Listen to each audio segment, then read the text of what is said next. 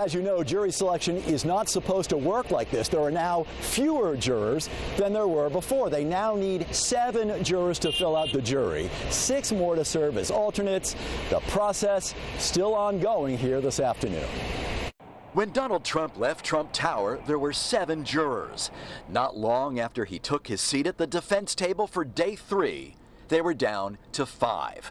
One juror dismissed for lying on his questionnaire about his arrest record. A second demanding to be excused after claiming her identity had been compromised. Aspects of my identity have already been out there, she said. I had friends, colleagues, and family questioning my identity as a juror. The judge warned reporters to be more discreet and ordered them not to report where potential jurors are employed and other identifiable details. We just lost what probably would have been a very good juror, he said. The case centers on a $130,000 payment made to porn actress Stormy Daniels to buy her silence over her alleged affair with Trump in 2006.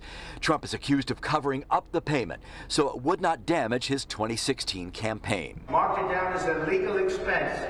That's exactly what it was. And you get indicted over that? In court, prosecutors repeated their demand that Trump be held in contempt over his social media posts.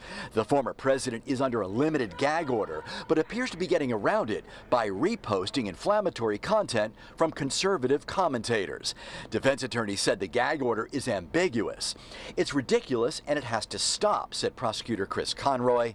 Dozens of potential jurors have been ushered into the courtroom today, and most excused because they claimed they couldn't be impartial.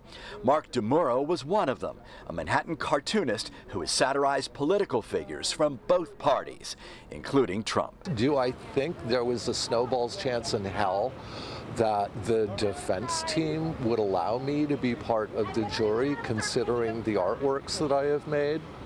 No. Impossible. Impossible.